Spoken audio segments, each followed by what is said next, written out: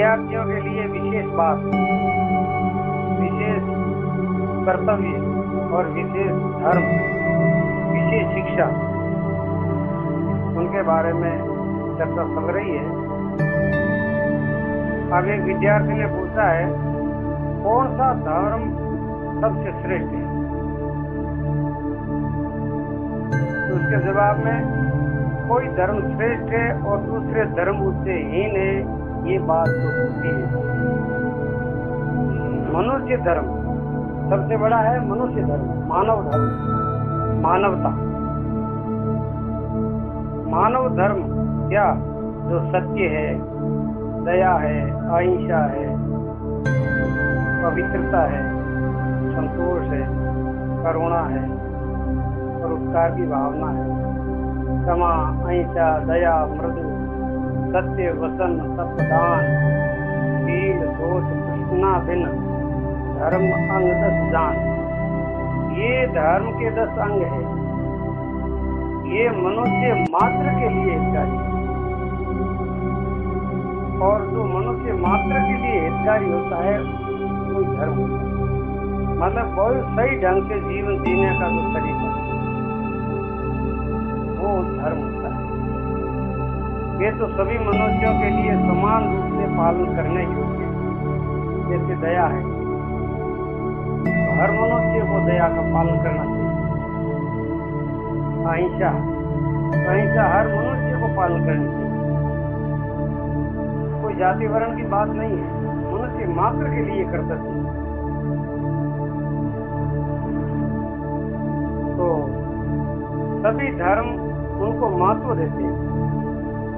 इन मानव धर्म के अतिरिक्त जो बातें धर्मों में होती है, ये देश तथा समाज के भेद से आचरण के संबंध है।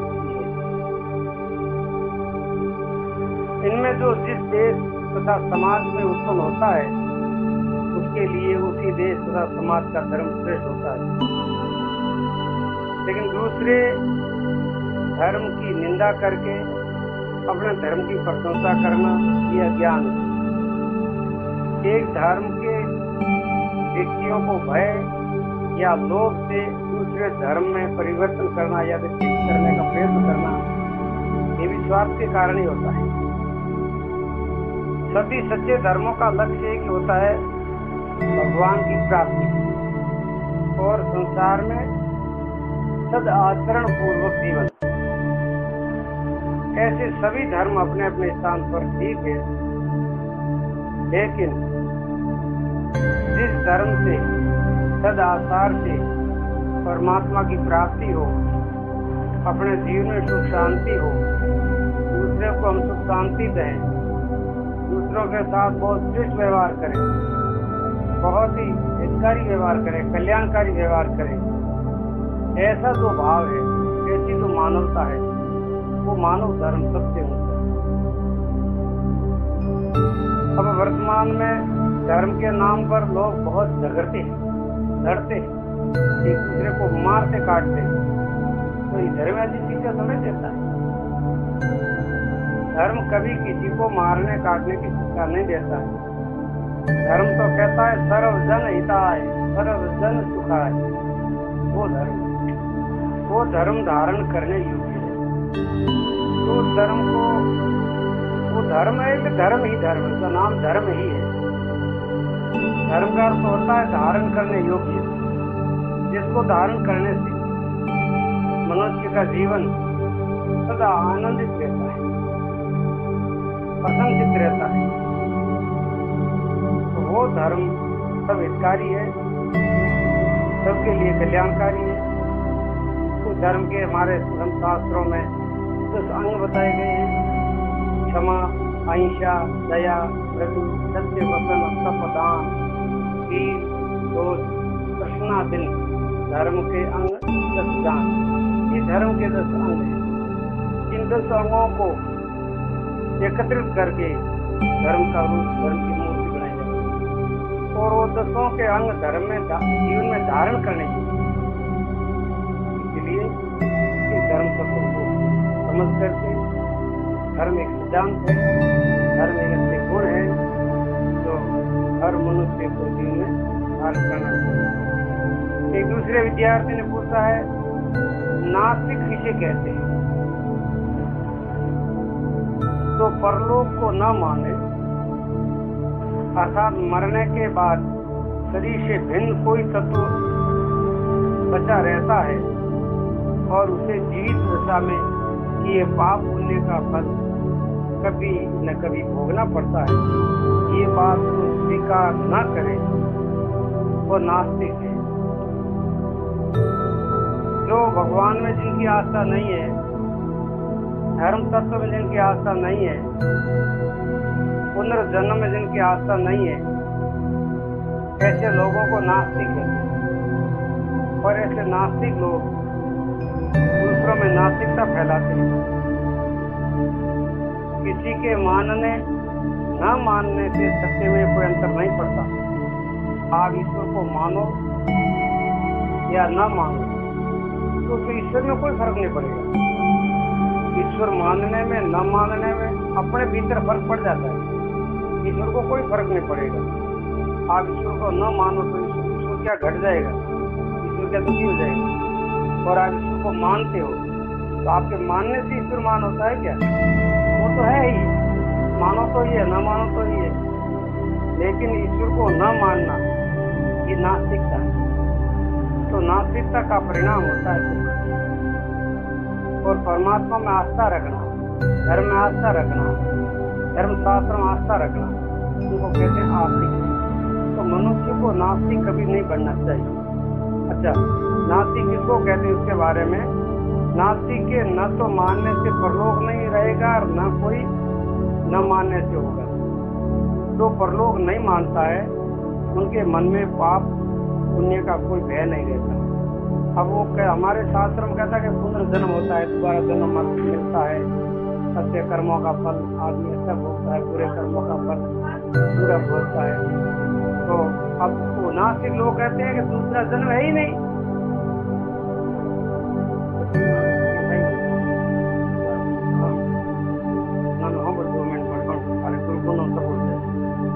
तो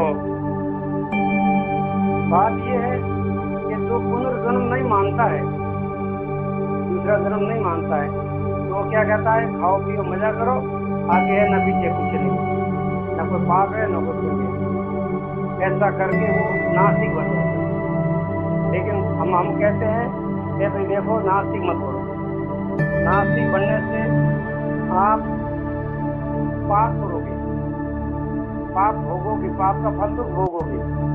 तो आस्था रखने वाला पापी नहीं होता, नास्तिक पापी हो जाते। उन्होंने कहा साधु जो आगे भोगन भी तो कोई है ही नहीं, आगे पीछे कुछ नहीं है, जो है इधर ये अभी है वो है। ऐसा करने वाले लोग पाप ज्यादा करते हैं। इसलिए वह चाहे जितना संयमी हो, सत्यवादी, सदाचारी हो, उस पर विश्वास नहीं किया जा सकता। मतलब नास्तिक के ऊपर विश्वास किया नहीं जा सकता। उनकी स्वार्थ वृत्ति किसी भी समय उसे विचलित कर सकती है। मनुष्य का जो स्वार्थ होता है, जब आदमी ज्यादा स्वार्थ में उतर जाता है, न तो भगवान की परवाह करता है, न धर्म की परवाह करता है, न नीति की परवाह करता है, और न आस्था की परवाह करता है, न अपने कल्याण की परवाह करता है। उनको एक ही दिखता है, बस पैसे हैं तो सब कुछ है, तो कुछ ही नहीं। उनको कहते हैं नास्तिक। नहीं, पैसे से सब कुछ नहीं होता। पैसे के अलावा भी बहुत कुछ समझने जैसा है, सीखे जैसा है, करने जैसा है। पैसों से अगर शांति मिलती हो तो फिर पैसे वाले तो बहुत लोग बैठे हैं, लेकिन उनके जीवन में शांति तो नहीं है। साधन सुविधा है लेकिन शांति अलग चीज है और साधन सुविधा अलग चीज है। शांति आत्मा का एक स्वभाव है, साधन सुविधा तो बाहर है। अब बाहर साधन सुविधा करने से आत्मा में शांति थोड़ी हो। हाँ, मन थोड़ी देर खुद हो सकता है, कहा मेरे पास ऐसा है, मेरे पास वो है, मेरे पास, ये तो अहंकार की बात है। आत्म शांति अलग। इसीलिए और उस समय बड़े से बड़ा पाप बिना इसके भी कर सकता है नास्तिक। अपने पापों का फल को मरने के पीछे उसे भोगना ही पड़ेगा। कई बार तो पापों का फल अभी भी भोगना पड़ता है। इसी जीवन में दुख भोगते हैं लोग, लेकिन एक तरफ पाप करते हैं, एक तरफ सुख भोग, ऐसा भी होता है। और कई बार ऐसा होता है कि इस जन्म में बड़ा पाप करने पर भी आदमी सुखी नहीं होता है। जब लोगों की श्रद्धा हट जाती है कि देखो वो तो पाप करता है तो भी इतना सुखी है, और हम पुण्य करते हैं, धर्म करते हैं तो भी सुखी है। इसीलिए कि भगवान के घर में न्याय है ही नहीं, हम भी ऐसे करते नहीं। इसलिए हमारे धर्म में कहा है कि पुनर्जन्म, दूसरे जन्म में भी उनके कर्मों का फल भोगना पड़ता है। आज इस जन्म में नहीं तो अगले जन्म में भोगना पड़ेगा, लेकिन भोगना पड़ेगा, किया हुए कर्मों का फल भोगना ही पड़ेगा, ये सिद्धांत है। चाहे एक जन्म हो चाहे दूसरे जन्म में। नास्तिकता आती है स्वाधीनता के लोभ को देखकर, धर्म और ईश्वर के बंधन से छूटने का ऐसे लोग गर्व करते हैं, लेकिन उनका फल ये होता है कि वे अपने मन तथा इंद्रियों के पूरे दास हो जाते हैं। वो सिर्फ अपने मन के गुलाम बन जाते हैं और अपने इंद्रियों के गुलाम बन जाते हैं।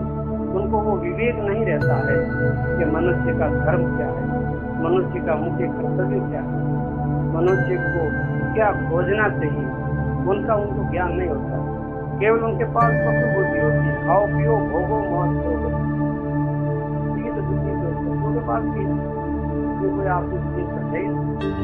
आपने नया क्या किया, खोजा, सत्य को खोजा, जीवन को खोजा, कल्याण को खोजा, आपने वो कुछ खोज नहीं की, केवल खाने पीने के चक्कर में और भोग विलास के चक्कर में जीवन बिताया। तो ये जीवन को बहुत बिताते, बिना पैसे, बिना डिग्री किए, बिना पढ़े लिखे, क्या अंतर?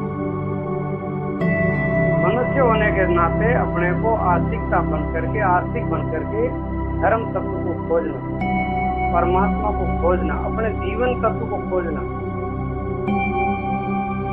असंयम करते रहते हैं और फिर उनका फल रोग, अशांति, विवशता और पराधीनता होकर के उनको दुख भोगना पड़ता है। लाख सिर पटकने पर भी वे रोग तथा अशांति भोगने में स्वतंत्र नहीं हो सकते हैं। ऐसे मरने पर यमराज के दूतों के फंदे में भी उनको डंडों की मार खानी पड़ती है और वहाँ उनकी स्वतंत्रता नहीं चलती है, वहाँ उनके आगे अपनी स्वतंत्रता नहीं चलती है। सच्ची स्वतंत्रता है धर्म और ईश्वर को मान करके, मन और इंद्रियों को थोड़ा अपने बस में रखते हुए, खान पान शुद्ध रखते हुए, अच्छा विचार रखते हुए, दिल में दया करुणा का भाव रखते हुए, इंद्रियों का इतना दास न बनते हुए, जीवन में संयम हो, सत्य हो, सदाचार हो, परलोक में आस्था हो, भगवान में विश्वास हो, ये सब बातें कभी नहीं भूलनी चाहिए। इसीलिए हमारे जीवन में आस्था का मुख्य स्थान है। आस्था होना, आदमी को नास्तिक नहीं बनना चाहिए। आगे एक विद्यार्थी पूछता है परलोक क्या है। एक तो ये लोक है जो अपने को दिखा समझ में आ रहा है, मरने के बाद में परलोक कैसा होता है, परलोक में क्या व्यवस्था है। शरीर तो यहाँ मिट जाता है, जल जाता है, फिर आगे कौन जाता है और आगे कौन जाता है, कैसे जाता है, क्या गति होती है उस परलोक की, उसके बारे में लिखा है। परलोक के संबंध में अलग अलग धर्मों की अलग अलग धारणाएं हैं। इस दिखने वाले देह के भीतर देह से भिन्न कोई चेतन तत्व जरूर है। अभी तो ये शरीर दिख रहा है, इस शरीर के अलावा अंदर चेतन तत्व कोई और है, जिसको हम जीव कहते हैं या प्राण कहते हैं या आत्मा कहते हैं। वो वस्तु कुछ है और उस वस्तु का अभी तक बहुत लोगों को पता ही नहीं। प्राण क्या चीज है, ये अलग अलग है, शरीर अलग है, प्राण अलग है, मन अलग है, जीव अलग है, आत्म चेतन तत्व अलग है, लेकिन अपने को पता ही नहीं है। सब एक शरीर को देख करके हम यही सब, उसके अलावा जो चेतन तत्व है, स्वप्न की दशा में जब शरीर चुपचाप पड़ा रहता है, उसके सारे मनुष्य नाना प्रकार के दृश्य देखता है। अब तो उदाहरण के लिए समझना जैसी बात है कि विद्यार्थियों को बहुत जरूरी समझना चाहिए। विद्यार्थी जीवन में अगर ये समझ लोगे तो आप भविष्य में कभी भटकोगे नहीं। आप कभी नास्तिकता की तरफ नहीं जाओगे। आप धर्म का आदर करोगे, माता पिता का आदर करोगे, ईश्वर का आदर करोगे, गुरु संतों का आदर करोगे, तो ये बातें समझना ही तो करोगे। नहीं तो फिर पशु बुद्धि होगी तो भगवान तो बहुत दूर है, वो माता पिता का भी आदर नहीं करते हैं। अब वो भी कहते हम भी मनुष्य है, वो क्या मनुष्य है? बिल्कुल पशु है, राक्षस है, तो उनको कोई पता ही नहीं है। तो मृत्यु के जैसे मनुष्य सब नींद में सोता है, और नींद में सोता है जब उनको सपना आता है, तो सपना आता है तो सपने में बहुत कुछ देखता है, बहुत कुछ भोगता है, बहुत कुछ यात्रा करता है। तो वो यात्रा कौन करता है? आप तो ये सोए हुए हो, वो यात्रा करने वाला कौन है? विचार करना चाहिए, विचार करना चाहिए। वो कोई है जो अनेक प्रकार का दृश्य देखता है, और जब जागृत अवस्था में आते हैं, जागते हैं, तब कुछ नहीं दिखता। तो वो क्या था? उसको हम कहते हैं सपना था। अब तो सपना, लेकिन ये सपना कौन चलाता है? सपना क्यों आता है? सपने में देखने वाला कौन है? सपने में जाने वाला कौन है? यात्रा करने वाला कौन है? वो समझना चाहिए। तो वो है अपना सूक्ष्म शरीर।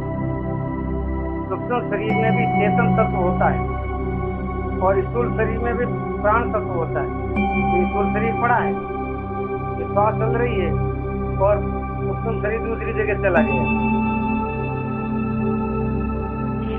तो मृत्यु के जैसे गहरी नींद में शरीर पड़ा है, फिर भी अपनी यात्रा चालू रहती है, शरीर कुछ नहीं करता, फिर भी यात्रा चालू रहती है।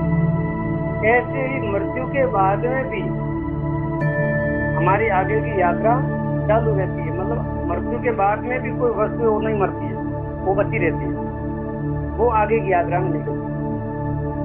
शरीर के नष्ट होने से वह नष्ट नहीं होता। जीवित दशा में जो कुछ अच्छे बुरे कर्म व्यक्ति ने किए हैं, मृत्यु के पश्चात उन्हें उनका फल भोगना पड़ता है। कई कर्म ऐसे हैं जो इसी जन्म में कर्म किए, इसी जन्म में फल भोगे, और कई कर्म ऐसे हैं जो इस जन्म में फल नहीं देंगे, दूसरे जन्म में फल देंगे।